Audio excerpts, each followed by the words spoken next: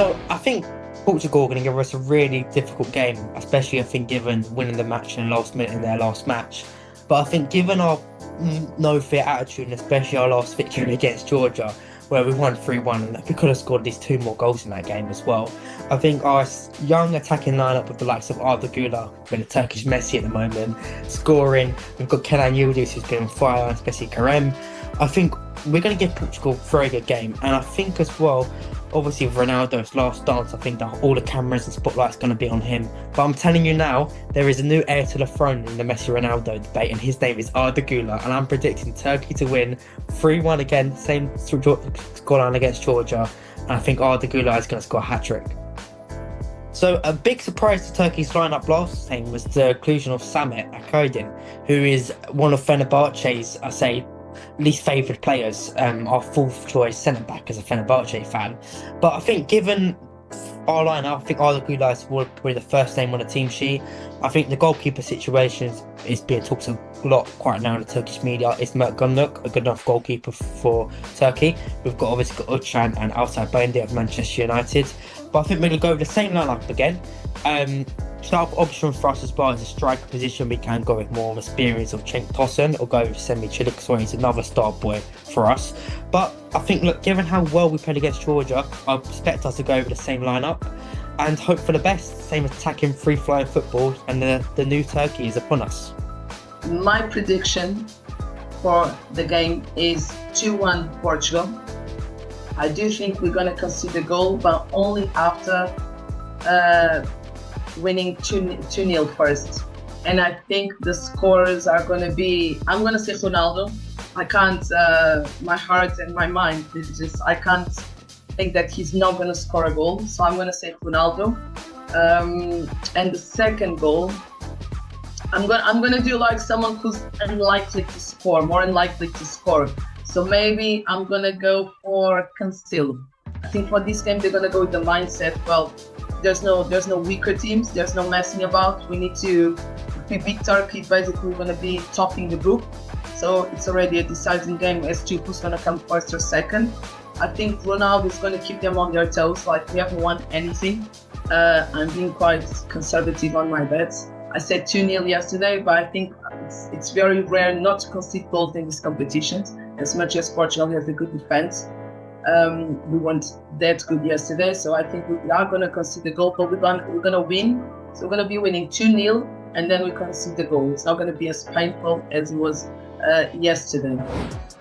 My score for the Romania game will be 2-1.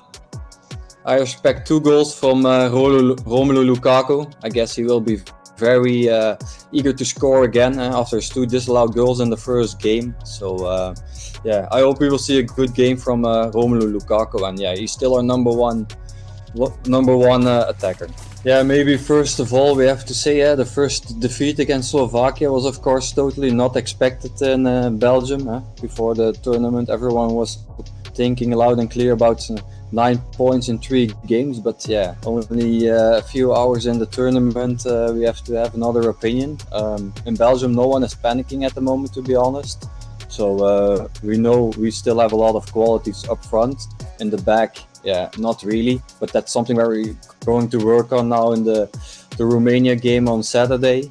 So our manager Domenico Tedesco, he will have the opportunity to work now again with Jan Vertonghen, our record holder for most caps for the Belgian national team, ex-Spurs, really known also in England, and Arthur Theate. They will return back in the back, so that will be the biggest change, of course. And then yeah, in the midfield, we hope that some players can step up, like Leandro Trossard from Arsenal, Kevin De Bruyne, who didn't play his best game, to be honest, lost Monday, so yeah, he needs to step up. And yeah, with Romelu Lukaku, of course, he will stay. He's our number one as an attacker. So yeah, we had a lot of opportunities in the game against Slovakia, so we don't have to panic. Yeah, I have to be honest, there will be some more pressure when you already had 3 points from the first game.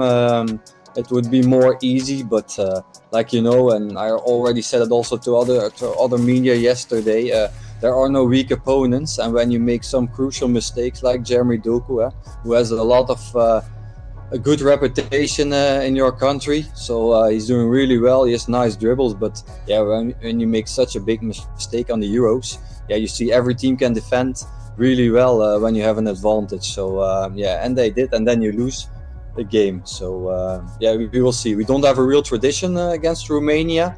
The last time we played against them is already 12 years ago.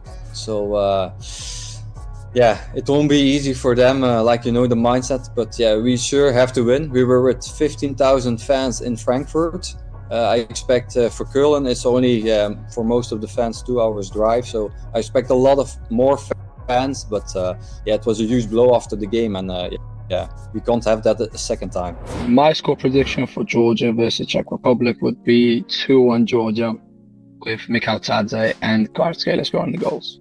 I would suggest for the majority of the first half, Georgia would probably try to stay a bit on the defensive end, holding like a low block, similarly they did with Turkey, and obviously trying to capitalize on the counter-attacks, which is a common thing with teams with not too many players in the middle, and with star players like Kvaratskhelia and Mikhail Tadze up top, they're more than capable of producing some danger. The main challenging factor from Czech Republic could be the overall quality of the team and the experience they have, which is the most important thing in these sort of tournaments, because for Georgia it is the first ever tournament, so obviously everyone may not be mentally prepared for it, whereas teams like Czech Republic, even Turkey, who played previously, they've got that tournament experience and they know how to get around these sort of games and capitalize on the chances they will get. So I guess experience might come in as the biggest factor, as a big decisive factor in the game. It will be a tight one, similarly to what it was against Turkey, with two really good teams with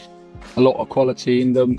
But I think inevitably the younger core of Georgian team might actually edge it near the end of the game, with a lot of chances being created throughout on offense. Yeah, why no Euro success? It's not only this time the question. It was already 6 years ago during the World Cup in 2018 in World Cup in Russia. It was already the case. So yeah, we really spoke about the golden generation for many years, but like, you know, we were not the only team, and on tournaments you always have teams who can step up, but you always have France, you always have Italy, always the Netherlands. So yeah, we had some good players.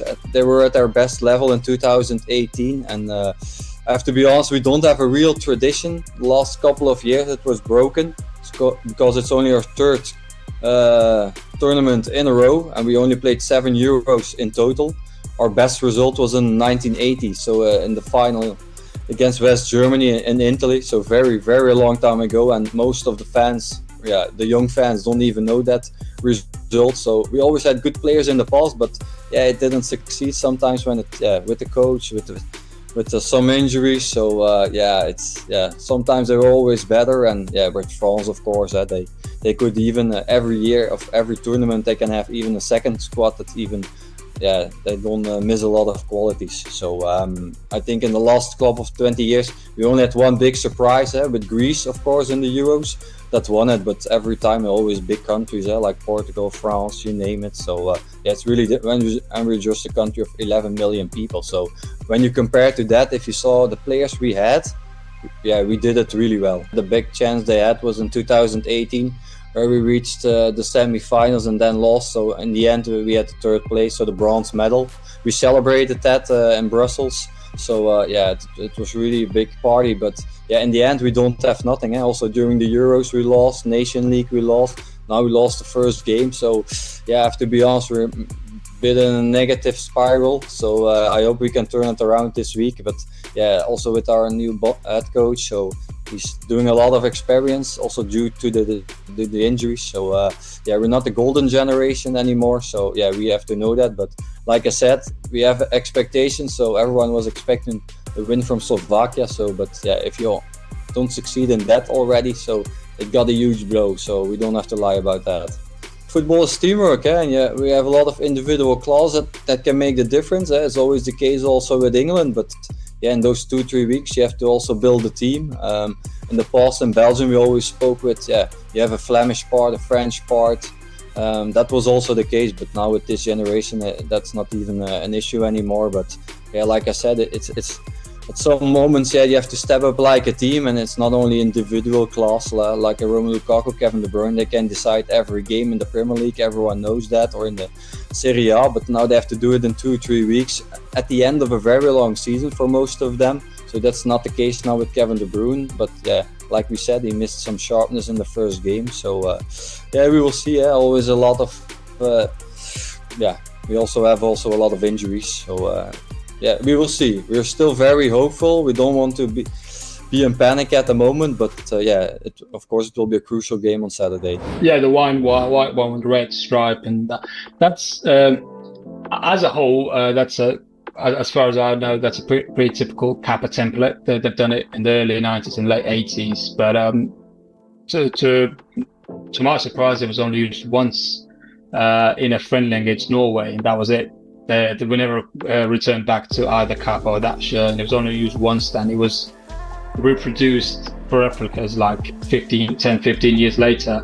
But in my eyes, right, like 34 years of history, I think that's the best shirt we've ever had, ever. Although it was only used once, and I don't know why once, why not more, but in my eyes, that's probably the best shirt we've ever had. The red stripe with the Kappa logos on the side, and the logo as well that's used on there is it's been used once. That's the former Georgia Football Federation logo in the 1996, in the early 1996 years, when then they again changed it to like a more circular one, without the eagle on it. So yeah.